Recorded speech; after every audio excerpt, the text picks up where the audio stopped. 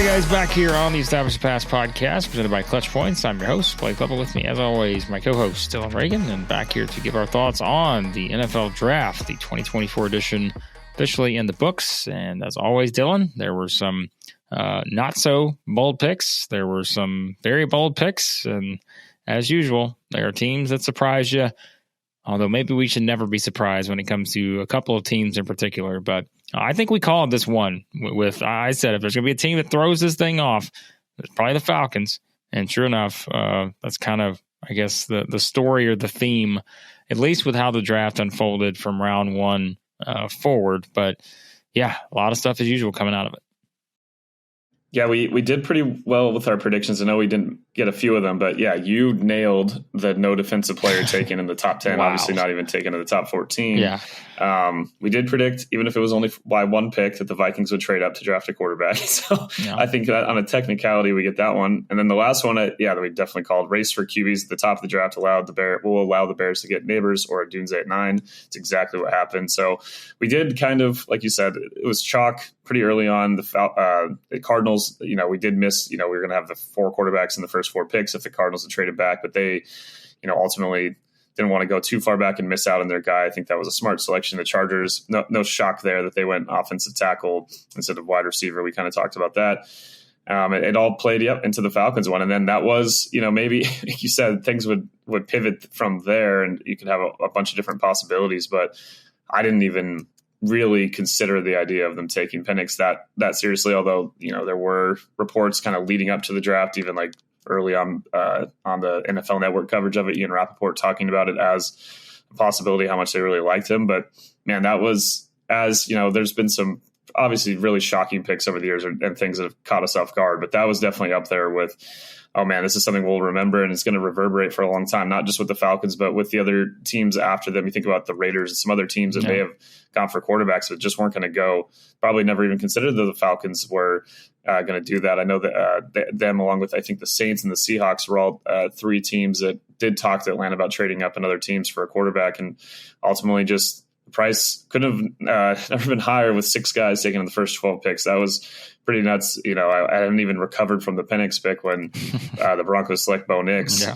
And it hasn't really been set in the same way, but at the same time, wasn't as surprised there. At least they didn't have after trading away Russell Wilson, they didn't have an established guy like Kirk Cousins there, but hey, here we go. And it's going to be fun off season of storylines and different things. Maybe not if you're a Falcons fan, but maybe things will turn out great. Maybe Kirk just needs a little time to get through this. I know it still sounded like early this week there's been some frustration coming out of his camp still. So we'll see if that continues. But yeah, pretty nuts, man. It was a really fun draft and a lot of fun stuff on the second day as well throughout. It was a great time. And obviously the crowd there in Detroit was pretty nuts too, to see all the people and the consistency of that through the 3 days. They got some good weather. I know they had some rain yesterday. But yeah, it was a lot of fun, good fun draft. And now just finally feel like we're kind of settled in for next season. We have all, for the most part, there's still going to be some free agents that end up in new teams and different things that happen over the course of the next couple of months, but feel a little more settled about these rosters as we look ahead to 2024. Yeah, finally. And again, I think it's the quarterbacks were definitely the winners here, except for maybe Kirk Cousins. He was maybe not involved in the winners category, but the new quarterbacks were winners in this one for sure.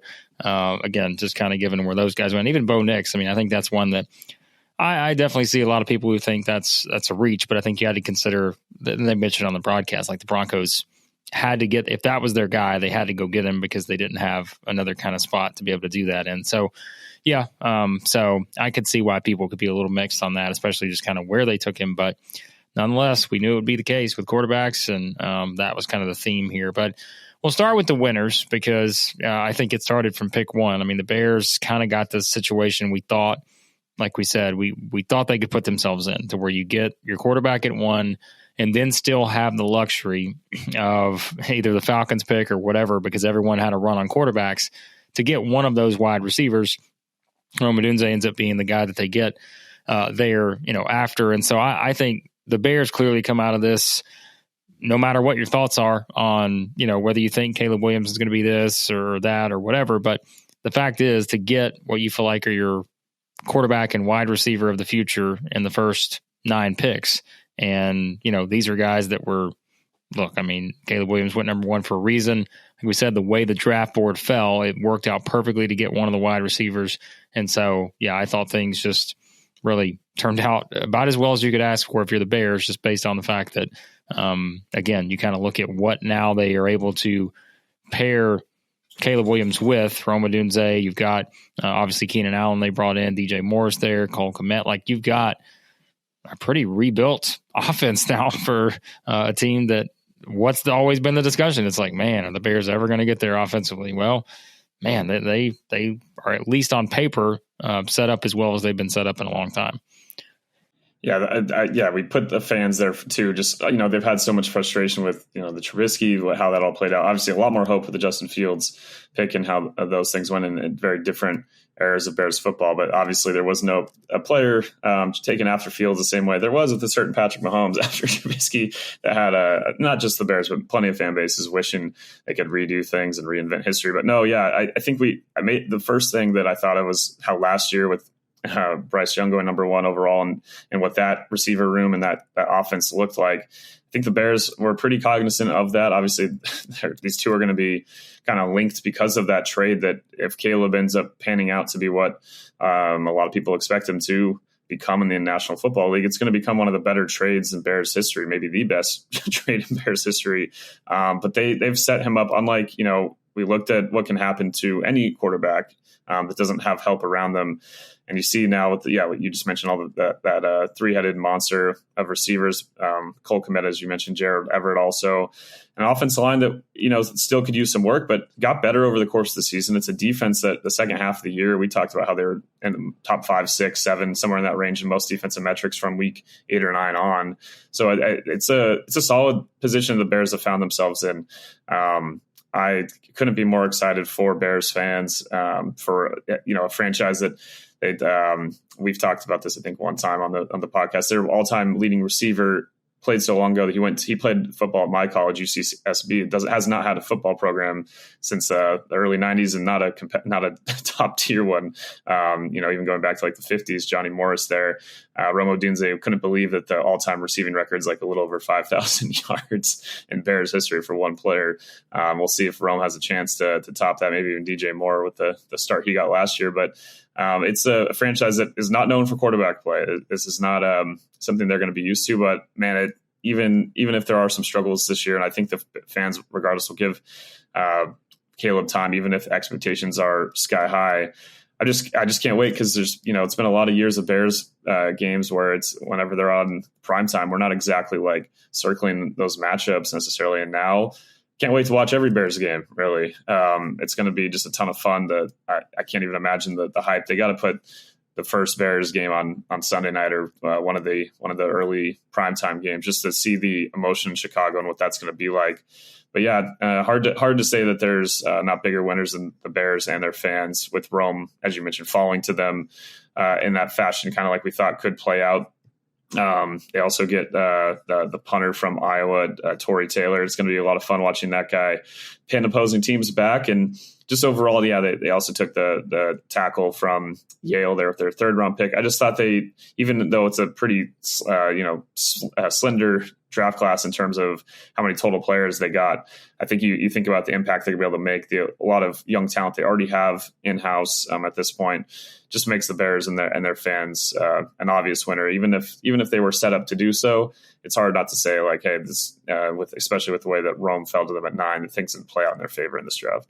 Yeah, some other teams that kind of being praised, I think, quite a bit. The Eagles are definitely one, I think, that a lot of people have put up there high on the list, and what they were able to achieve. I mean, they were moving and shaking, and the Eagles were doing a lot of things to try to make sure they got their guys in this one for sure. The Cardinals and Lions, 2 other teams I know we have on our notes here. Of course, the Cardinals able to get Marvin Harrison there early on, which, again, not a surprise. I think that's kind of what we expected, in terms of what they could really go after. And then I thought Darius Robinson at 27 was a really good pick. Someone, of course, like myself, who's watched a lot of SEC, that Missouri defense was a huge reason why they were took a huge step forward as a program this past year, winning double-digit games. And, yeah, Darius Robinson was a big piece of that. So, yeah, I thought, overall, certainly you look at the Cardinals, I thought they had a really good draft. But like I said, the Eagles were moving and shaking and getting guys everywhere. And, of course, the Lions, it's like, hey, give Dan Campbell an opportunity to take an Alabama player.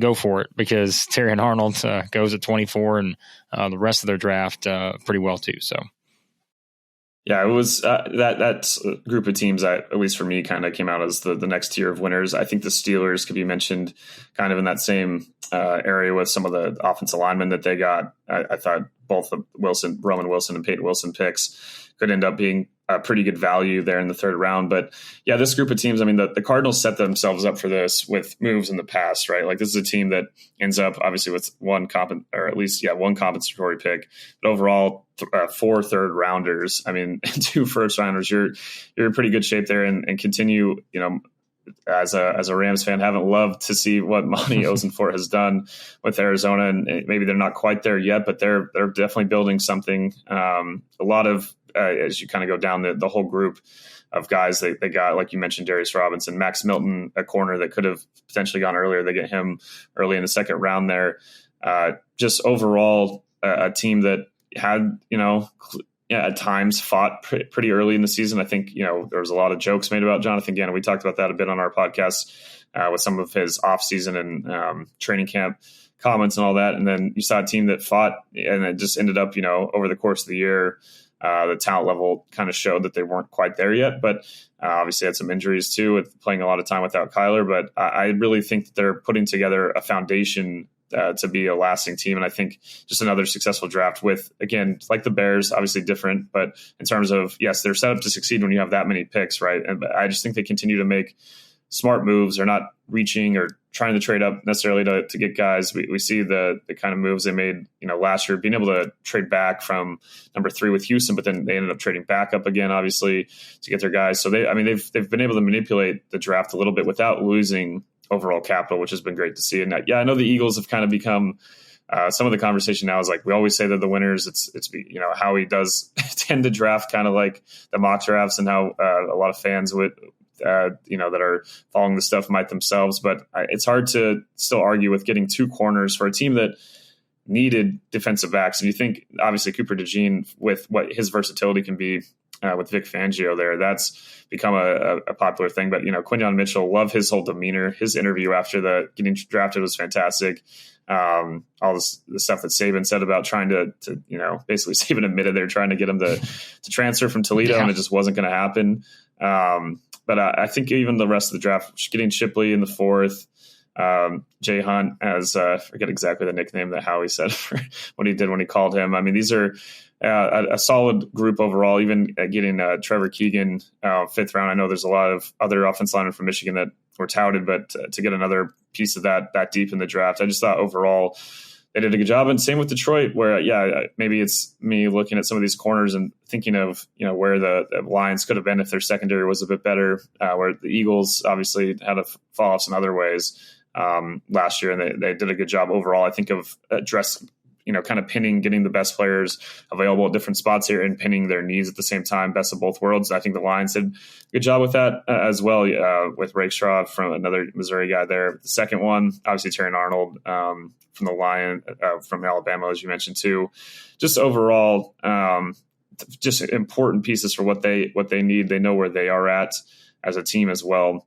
They didn't go like too hard. They didn't have a 3rd round pick. They weren't going to be able to have the same kind of hauls that we've seen from the Lions last year. I'm pretty sure we talked about them as a winner after their draft, even though there were some controversial picks. People thought they went too high with Gibbs. We saw how well he played as the season went on and how they managed that. But those are definitely those 3 teams for me kind of after the Bears kind of like popped up. Other ones that kind of honorable mention, like I said, the Steelers, I thought had a solid draft. I put the Chargers kind of close to there, even if yeah, you could have argued maybe they could have gotten a receiver early. I think for Joe Alton, what they're going to want to do to have a tackle like that and what that could mean for the franchise overall, I think it made a lot of sense. And still getting the receiver early with Ladd McConkey, going to have a guy that's going to be operating over the middle of the field a lot. They're going to be running a lot of play action, a lot of different things where you see him as a focal point of the passing game. So I think those are the next kind of tier of teams. Obviously, I would say for fans of the Patriots and Commanders to not to have the hope of a top 3 quarterback, top 2 quarterback in Washington's case, feel good for them because there's a lot of fan bases that are probably, even if they are happy with their overall hauls, to not get that QB sometimes can be a little bit concerning when you feel like in the offseason you don't have an established guy. As I mentioned the Raiders at the top. Who knows what the exact hauls they would have had to give up to get to those top areas. It sounded like the Patriots were pretty much not going to trade back. They had some pretty large offers from the Vikings and from the Giants that I think Jeremy Fowler reported on the specifics of, in terms of the Vikings being able to give up their 2 first-rounders this year, their first-rounder next year. The Giants trying to give up their first-rounder next year, their number 6 overall pick. Obviously, a little more value there for New England than if they had gone to 11 as their first pick with Minnesota. But ultimately, for those, I understand the draw to stay, and especially for a guy like Drake May with the Patriots, where I know that some teams weren't fully sold on him. As I said, going into the draft, I thought he could have still been the number 2 pick, but I think Washington's going to be pretty happy with Jaden Daniels too. Fantastic. Obviously, what he's able to do. Washington still getting Johnny Newton in the second round, I thought was pretty a big win for them, for a team that has, had the reshuffle and at times still has good defensive lines, even as these guys continue to move on elsewhere. They've done a great job developing there. But those are my other, I guess, kind of like honorable mentions here in the wins column, even if they don't have maybe the full classes of the Cardinals, Eagles, and Lions, in my opinion. Did you know learning actually makes a sound? It's true. Listen. That's the sound of you learning a new language with Babbel. There has been an increase in effort to scout for international talent to bring to the league. In no time, the sport we love will be loved by the entire world. Imagine flying out to games abroad and watching football with fans from other nationalities. So don't pay hundreds of dollars for private tutors or waste hours on apps that don't really help you speak the language. Spend the dollars on plane tickets instead and choose Babbel. Babbel has over 16 million subscriptions sold. Plus, all of Babbel's 14 award-winning language courses are backed by their 20-day money-back guarantee. Babbel's convenient courses have helped me learn real-life conversation skills in a different language. It's easy to prep for my next trip abroad. Learning how to ask for directions, how to order food, and speak to merchants without having to consult language apps while I'm on vacation is priceless. Plus, they have speech recognition technology that helps improve your pronunciation and accent. If this sounds good to you, download Babbel. Here's a special limited time deal for our listeners.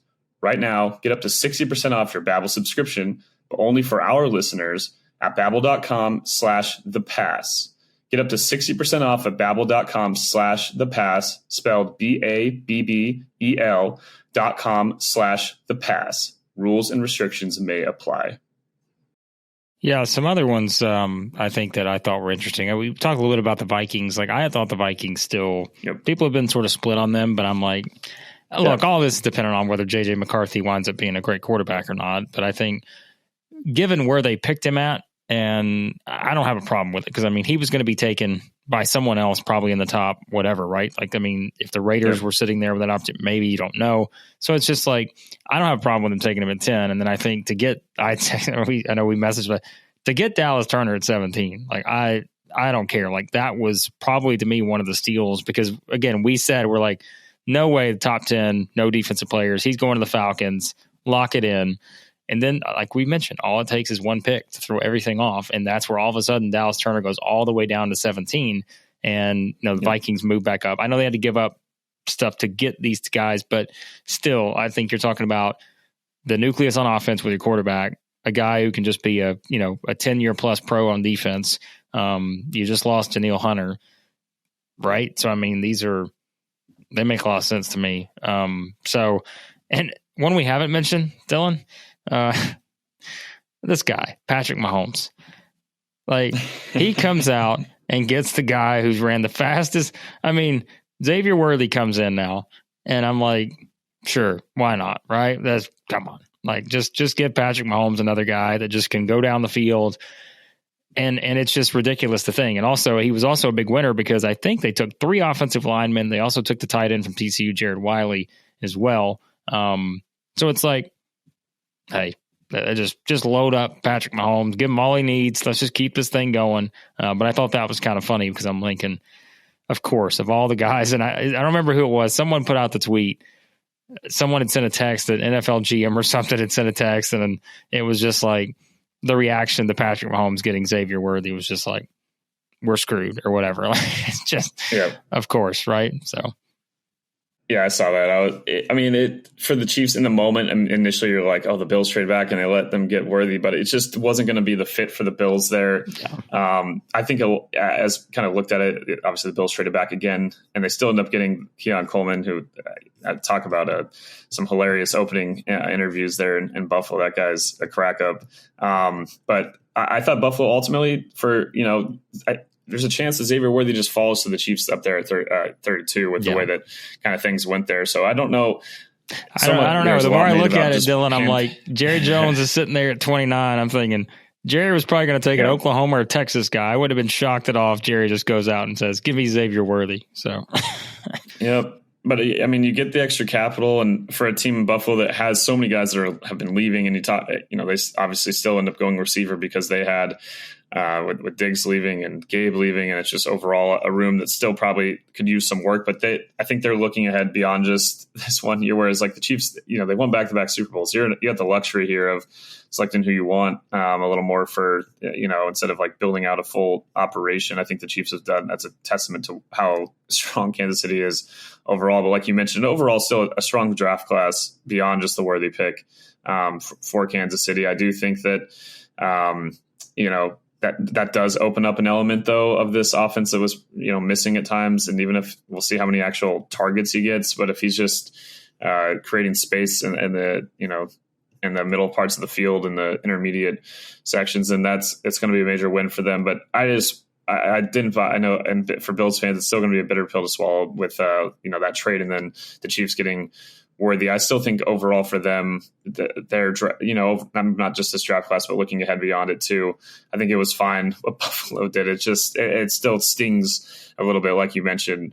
But yeah, Mahomes definitely a winner. I'm sure he probably had a few things to say to the organization about the possibility of Xavier Worthy. I know he immediately had, I think it was just the sunglasses smiling emoji posted right after the Worthy pick, or maybe even like before the Worthy pick was officially announced. So yeah, I think Mahomes is pretty happy, and I think he's a winner this whole offseason as a back-to-back Super Bowl champion and a 3-time Super Bowl champion. He's in the driver's seat here for a team that, for all the fun things we're imagining with all these other teams and their selections and their off seasons overall, still the big dragon at the top of the league, and they're not going anywhere, and they might be just getting better here. Yeah, of course, Kelsey just signed the new deal, and of course they picked up Marquise Brown in the offseason, so another guy with just ridiculous speed to add with Worthy, and Rice is still there, and I mean, it's just that's the way it works for Patrick Mahomes. Before we move on to the losers, I know, and I was going to ask you about this team in particular, and it's fitting because we both seem to be wearing some gear right now for this particular team. The Rams, they drafted a Michigan player. A lot of people drafted a Michigan player because that's also one of the biggest winners. Michigan, a ton of players taking this draft. But Chris, what do you thought about the Rams, who finally got a first-round pick for the first time this century?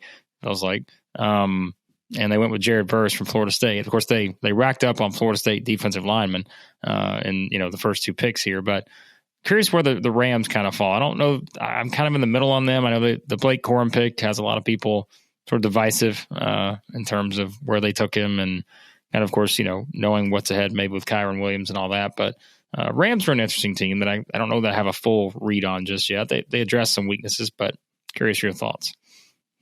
Yeah, I would have put them on the positive side of the spectrum. If we had to rank all 32 teams, they'd be somewhere in the top 16, maybe in the early lower teens, in my opinion. I think the only part of the trade there to go up to higher in the second round, giving up a future second rounder, is a pretty big price to pay for a team that, as we've seen how important the draft, even if they were often a lot of later picks last year, how important it was to retooling and being where they were a season ago in the playoffs. They wouldn't have gotten there if they, hadn't drafted guys like Kobe Turner, Byron Young, obviously Puka Nacua the year before with Kyron. They've been able to hit some of these later picks. So I do trust, it's hard, even though they've had some misses here and there and guys that seemed like major misses, maybe they still were with how good. I still always bring up the Creed Humphrey pick that I wanted them to make when they took Tutu Atwell. Obviously Tutu, best season easily of his whole career last year, and testament to their ability to develop and stick with him.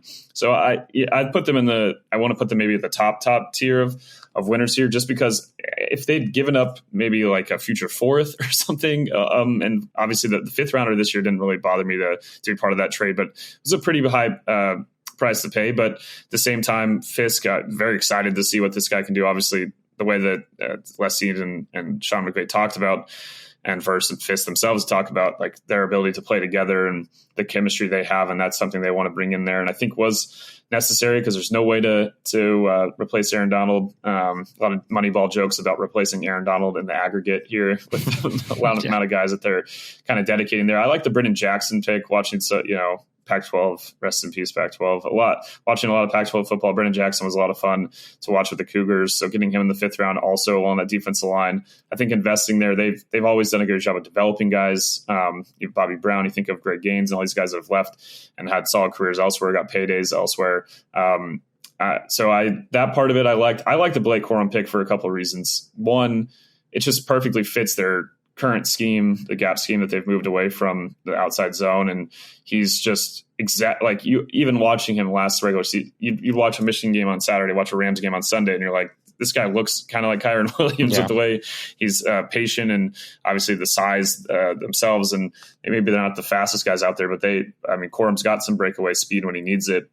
I think he fits really well into what they do. I think, and the other part of it, Kyron is just, they got to give this guy some rest at times, and they didn't last year because they realized, wow, and Ronnie Rivers, solid backup by all means, and played well when he was in there, but definitely a drop off when Kyron would get hurt or things would happen. So to not feel like we're going to just run this guy into the ground when we have another 1-2 punch here with Corum, I think makes a lot of sense for a team that's going to be running the football a lot. They signed Jonah Jackson. They're moving Avila from guard to center, and that'll be a transition, but I think you should be fine. That's the guy I should have mentioned. Another pick from last year that has been panned out quite well for them. They maintain Dotson. So the interior of their line, they're not going to be a team that is going to be running the Todd Gurley outside zone stuff that we saw for so many years. They've completely adapted to being a much more smash mouth, up in your face football team, and I think Corum just fits what they need there. I look at corner as a need that they didn't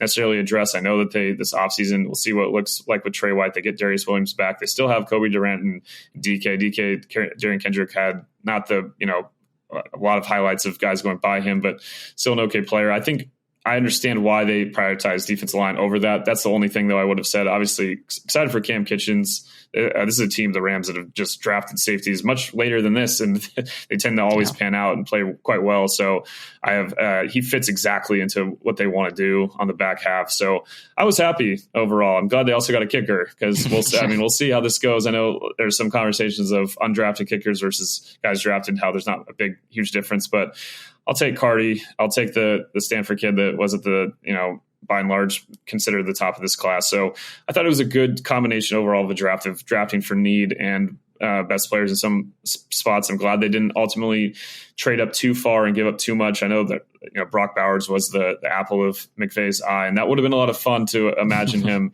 the Rams offense. But I thought Davis Allen looked pretty decent last year. Higbee's always been, even if he's not a top tier tight end, as a fan, you're never going to be unhappy with his physicality and his effort and how he plays. So I think just getting Verse there, I know could have had a conversation of Chop Robinson or other guys that they could have potentially gotten, or if Dallas Turner had just fallen a couple of picks later, should they have tried to trade up a couple of picks to get him? I think Verse and Fisk and how that is going to look. And these guys all, by all accounts, they fit not just like in terms of the talent and their ability, but the Rams have definitely, if there's one thing they really prioritize, like beyond just ability on the field is guys that are just obsessed with football and are kind of just junkies for the work ethic behind it and all that stuff, the kind of culture they want to build. Look at all the guys that they brought in previously. It's the way Aaron Donald set the tone. Obviously, the most talented guy is the hardest worker. It's kind of just part of it's permeated through. So they do look at beyond just the ability and the fit. And those things do matter a ton, obviously.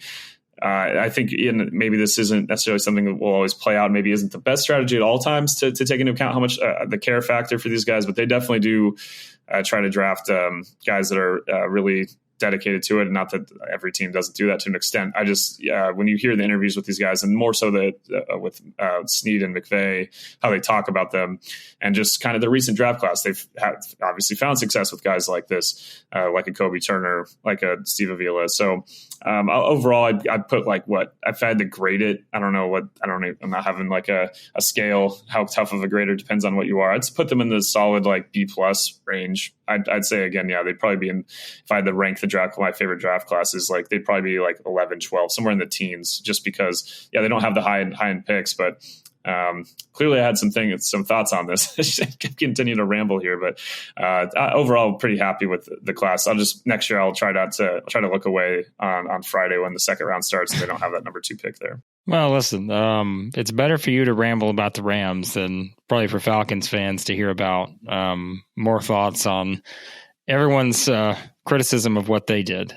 Because, look, if we talk about, and we always I feel like most years it's usually just one team. There's usually just one team most years where you're like, yeah, that's probably the team that made the most questionable move out there. And unfortunately, I feel like the Falcons have been in that spot a couple times in recent years, but it's usually the Falcons or Raiders. I feel like, although the Raiders took Brock Bowers, which I thought was a great pick, although I don't know what the quarterback situation is going to be for him, but still, it's a nice addition. But I mean, really, when you look at it, I mean, we kind of joke defensive players. I know we have on our list of the biggest losers from the draft just because there was such a run on offensive players early. Yeah. Like we said, that moves down. That's the domino effect that Dallas Turner moves all the way down to the Vikings there at 17 and all that. But I mean, really, if I'm looking at it, other than teams that maybe either just did not have a lot of picks, I know I've seen some people talk about the Broncos, the Panthers, teams like that. I mean, the Panthers, I just don't. I don't really feel like I even have a full opinion on them because I feel like they're still just so far away, even with some of the moves that they've tried to make. But I mean, the Falcons one is just I don't know. I can't comprehend. I still can't. I don't know why they made the pick that they made, given what they just did.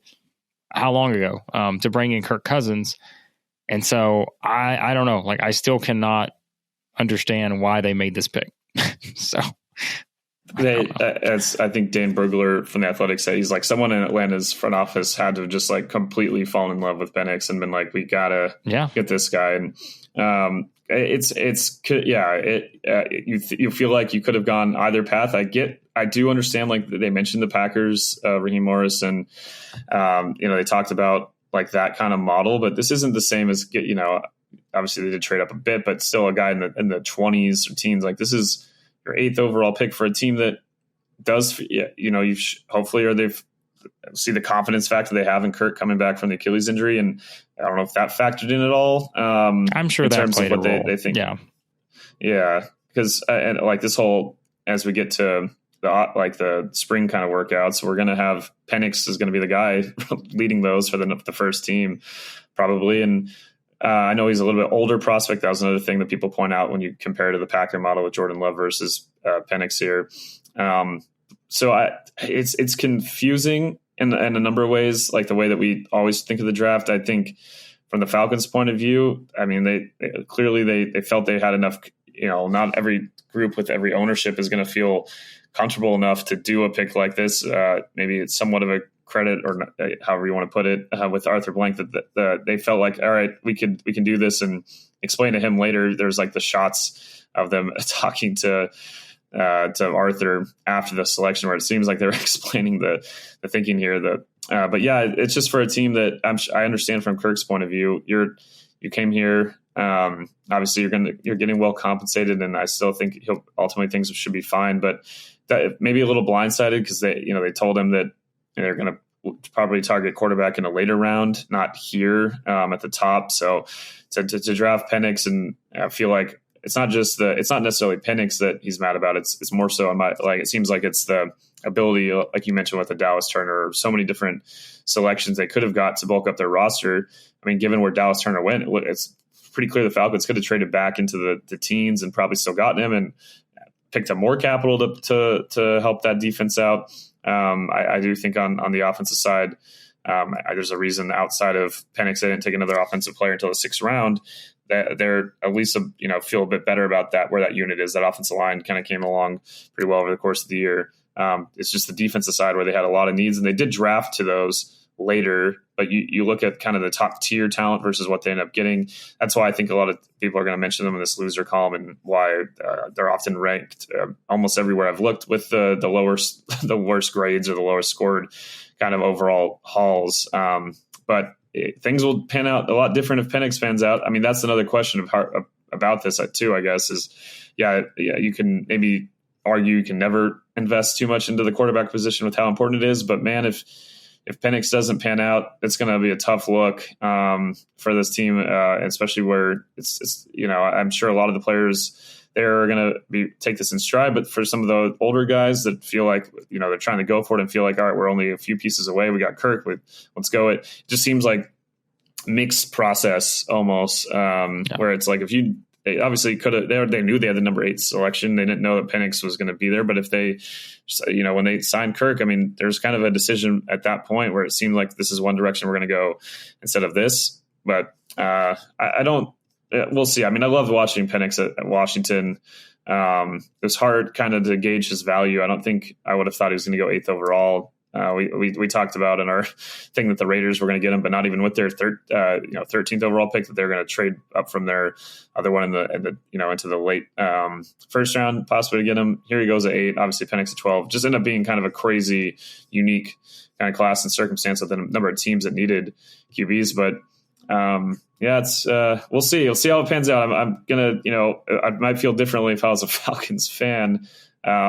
But I'm going to, I still think they're going to be a fun team, and still think overall that with Kirk there, it makes them pretty interesting. But it's still it might be a defense that if we're looking midseason and they're 29th in points given up or something and all different things, and you're like the drastic need that is very clear is this team does not have a good pass rush. It's going to be pretty frustrating for Kirk and that group that's maybe not tied there beyond a few seasons. Yeah, I mean, that's the thing. You're always a risk no matter what, but just imagine if it's kind of the double whammy here where Cousins maybe isn't the quarterback they thought he could be because of the injury, doesn't come back maybe the exact same, and then maybe it's like Penix is not ready yet and he's not. It's just like, man, you got a lot of money invested into that situation right there. And so, I mean, and like we said, there was a Dallas Turner there was a lot of defensive options early that they could have addressed. I don't know. It's just it's an interesting one, like you said. But maybe Penix winds up being the guy of the future, and we look back and say that's exactly why they did it. They did it because they knew what they had, and look, it worked out for them. And maybe it didn't work out for Kirk Cousins, but it worked out for the Falcons. And so, but time will tell because we don't know that just yet. I guess Dylan, it just makes the margin of errors smaller though, because by the time you say that does work, you're not going to be able to take advantage of that first part of the rookie contract the same way a lot of teams that are getting these rookies are right now. In terms of the cap space, it's going to be a tighter, even if Penix ends up being great or top 10 quarterback, whatever he ends up being after Kirk's gone, it just makes that next part of it harder where that he could be the answer, but you got to think of the full team here. And that's why it felt like a draft again, where given the level of QB hungry teams, you could have taken advantage of a trade back not that far, probably gotten some more capital and really beefed up this defense and made a go at it. But at the same time, they're looking ahead beyond this. So it is a wait and see situation. But I can understand the frustration of Falcons fans and why in a vacuum for 2024, there's a lot of concern for the lack of capitalizing on the number 8 pick. Anyone else? I mean, I don't know that anyone came to this level of just a stunning sort of development like this. But I mean, I mentioned earlier, I have nothing nothing against sort of the Raiders, I guess, with getting Brock Bowers, but I still look at them and I'm like, I don't know what their quarterback situation is. I don't know what their plans are there. Maybe, I don't know. But I guess, like I mentioned, there were some other ones like, Panthers, and I talked about the Broncos. People thought that just, it was kind of a reach to take Bo Nix at 12 to trade up to that spot, but we kind of said we can understand why that was the case. The number may not have fit for some people, but you understand why the Broncos did it. So I don't know if there's anyone else that I thought just completely blanked on this thing and just didn't, at least have good reasoning for some of their selections. Yeah, the Falcons are the one that clearly comes up. The Panthers are an interesting one. It's just, I think it's more of a, if you're going to put them in this category, it's going to go back to last year, and not necessarily even the Bryce selection, but the trade itself to get up to number one and how costly that was, not just for what they lost this year, but DJ Moore in itself. So they get Jonathan Brooks, and excited to see him there. That was a really funny side story of the whole thing, was Jerry Jones kind of giving away the Cowboys were going to target him, and the other members of the front office there, not just Steven, but other members kind of being like, oh, but we like other players too, kind of like trying to cover, and then the Panthers go and get him. But for Carolina, it's more about, again, it's not so much an indictment of this class itself.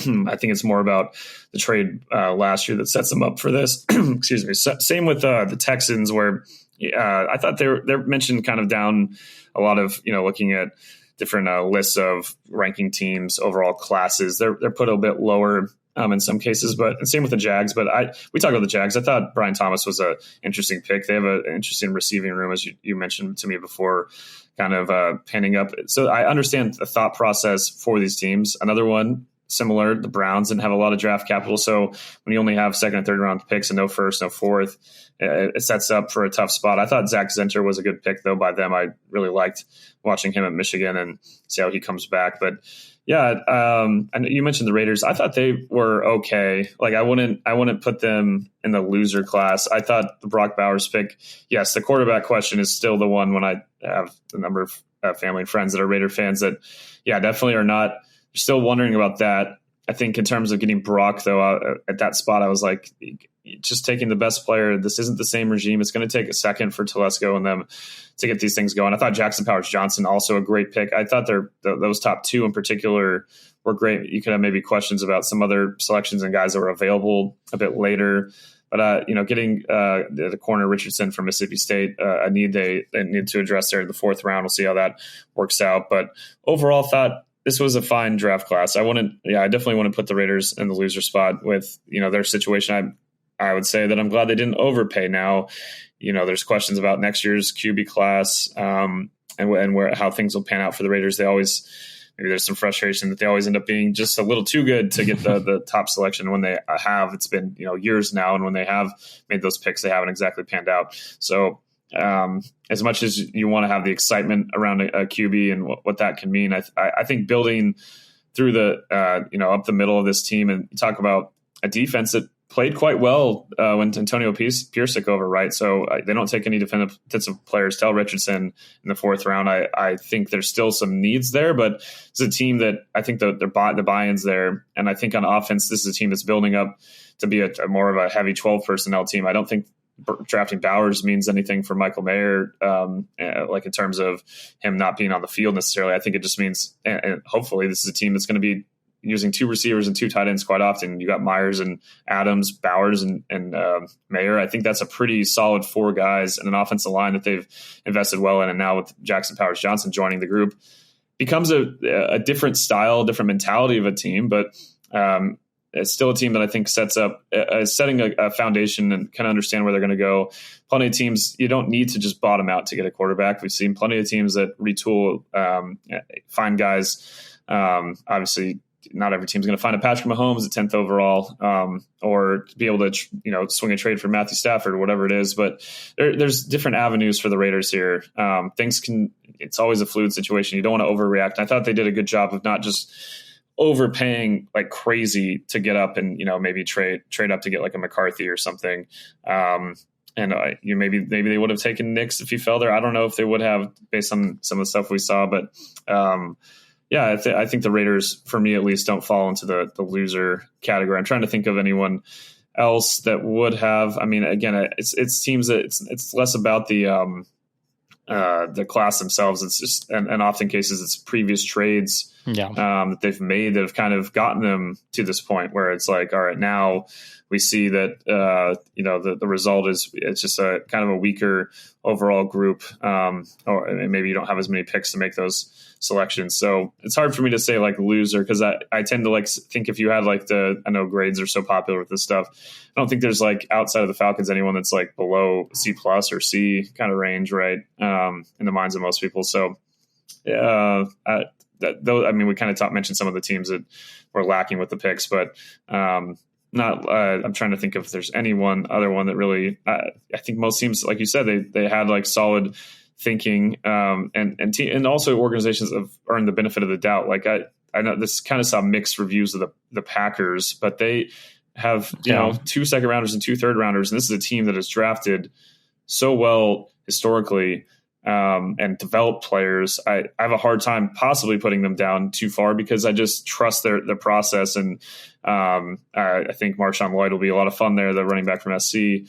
Overall, I think, it's just a team that, again, I'm trying to find losers, and it's hard to really say like, oh, this group is going to flop. I think things could be maybe we should be looking back at like the draft from 2-3 years ago, and we could start to look at losers from them in hindsight. Because so one of these teams that we're not even thinking of that maybe is one that we mentioned as a winner, by the end of it, things won't pan out, and there'll be a different conversation. I think one funny thing, or maybe you could put in a slight winner for Jets fans, that were concerned about the Jets doing something very Jetsy. Instead, they take maybe the smart pick in Ole Fashanu, the Penn State tackle there at 11th. I thought that was a pretty good pick.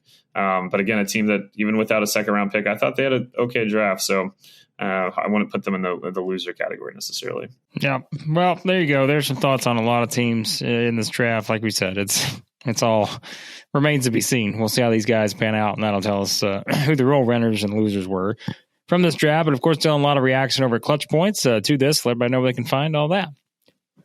Yeah, we got our grades for every single team in the draft, our overall winners and losers, kind of looking through some of the stuff we talked about here at clutchpoints.com in the NFL section. The NFL draft section is also at the top of the homepage right now, so you can still read all our analysis, all the fallout, a lot of good stuff mentioning some of these interviews these players have had as they get accustomed to their new teams. It was a lot of fun, and now we're probably not that far out from the schedule coming out, so you can we'll have the full coverage. Maybe we'll talk on here about that too, probably in the next couple weeks of May. But yeah, everything you could want on the NFL at Clutch Points in the NFL section in the app and on our website. Yep, check it all out there. And as always, be sure to subscribe to the podcast. Any podcast app you use, search for Establish the Pass.